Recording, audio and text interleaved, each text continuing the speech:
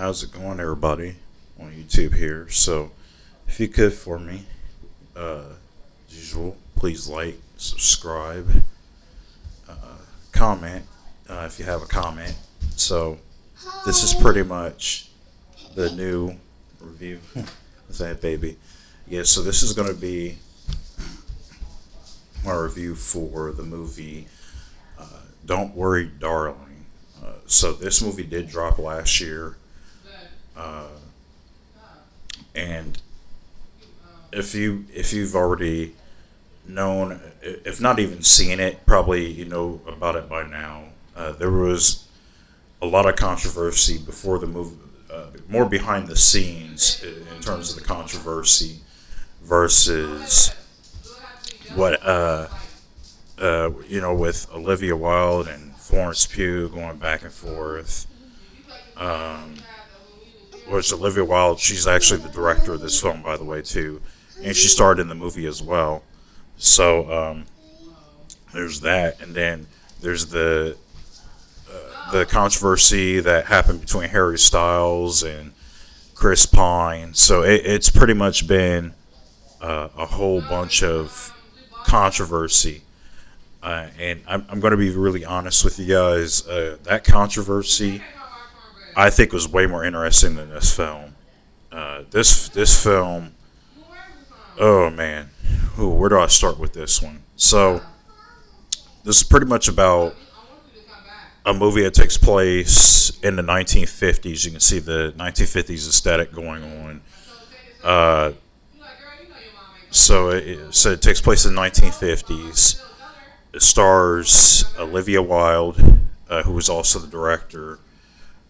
Like I said, Florence Pugh, Harry Styles is in it, and Chris Pine. And this is pretty much a movie with a bunch of twists and turns in it. Psychological thriller. Takes place back in, like I said, like a 1950s type setting. And as you could probably guess from what I said before, I don't really care for this movie. This I think the thing that sucks about it is, so yeah, according to the trailer, it's only been out for a couple months. It's not a very good movie. I don't think it is. And I think the frustrating thing about this movie, because these are my favorite type of films. I like psychological horror or psychological thrillers. I'm a big Christopher Nolan fan. Um, I gravitate more towards directors like Christopher Nolan, Darren Aronofsky, more of your weirder, obscure directors. So I think that's the most frustrating part about this movie is the fact that it has the potential to be a good movie. It just at times it squanders. Like, I figured out, like, there's a really big twist to this movie, and I figured that twist out within the first 15 minutes of the movie. And I'm not even joking. Like, I'm not even over exaggerating when I tell you that. You figure the twist out to this movie in the first 15 minutes. You already know what's going on. And these types of movies, I can't stand when these movies are trying to be way more clever than what they actually are. Because this is, it tries to be weird. It tries to have it has confusing imagery in it that has absolutely nothing to do with the movie. And you'll see it. It's interspersed throughout the entire movie, but the imagery makes absolutely no sense. And you probably see in the trailer, I don't want to ruin it too much, but it is the dancers, the dancers that are moving around in black and white. They intersperse that throughout the entire film, and it doesn't even make any sense. You're like, so what was the point of that, you know? And then when you find out what the twist is in this, the twist is so stupid. This is like, it's almost like it's frustrating how it's so bad. Because the thing is like, it feels like Olivia Wilde had this idea for a twist. And then she was like, you know what, I'm going to take that twist and I'm going to make the movie around the twist. Like, literally, this if without the twist, you could tell that this movie isn't going anywhere. It really doesn't go anywhere. There's no plot in between, and the plot that is there, it's some of the dumbest plotting I've ever witnessed on screen. Like it's bad. Because I know a lot of people were saying this was one of the worst movies of the year, and I'm kind of in agreement to that. This movie's really bad. And again, it has glimpses of being really good too. That's the crazy part. I think there were people who actually compared this to like a an episode of Black Mirror. I never watched Black Mirror, so I can't really justify that. I guess I've been more of a Twilight Zone guy myself, and I guess in a sense this is kind of like a updated version of like a Twilight Zone episode.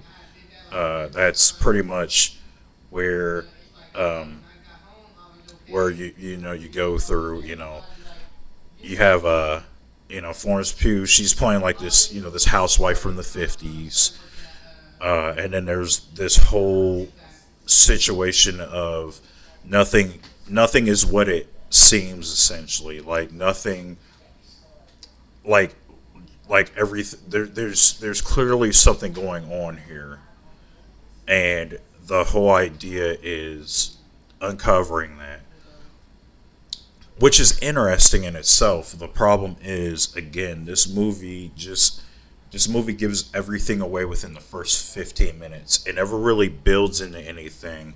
There's no slow build up. There's no nothing. There's no description of the situation. And then when it does hit too, even the twist doesn't even make any sense once you get to the twist, because it it's trying to, and it tries to have this message. The message is it's such a dim-witted message behind it, because it's trying to, and I don't want you'll figure out what it is. Again, I don't want to ruin nothing, but it just, the movie doesn't know how to execute anything right. Again, what it does do right, the directing is nice. I like the aesthetic of it. It really looks like the money's well spent. It looks really good. It looks like a 1950s like setting. It looks like a movie that takes place in the 1950s. Uh, the problem is, again, is that it is one of those twists that completely breaks the entire movie, because you're asking questions, because a lot of the twist doesn't even make any sense. It's like, why would the twist even be that? It just doesn't it doesn't lead to anything. The Again, it's really dumb. Once you get to it, you're like, yeah, that's stupid. Why would they ever do something like that?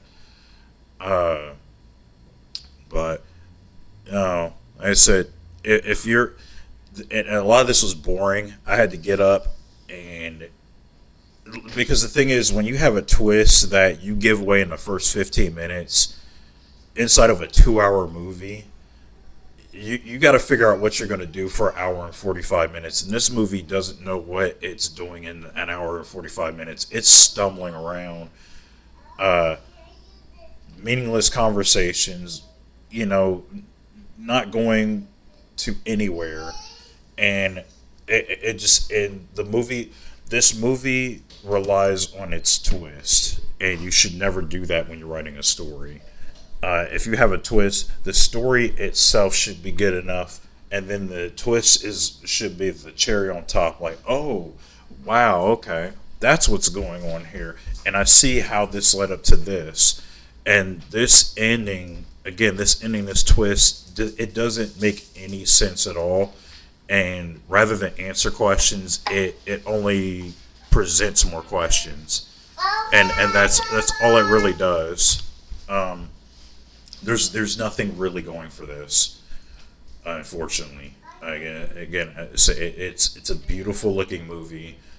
The aesthetic of a 1950s setting is really nice, but otherwise, the movie's not worth it. I do not recommend this one. Yeah, if you want to be sure, if you want to sit there and be bored after you figure out the first 10, 15 minutes what's going on, the rest of the movie is pretty much boring. You already know what's happening.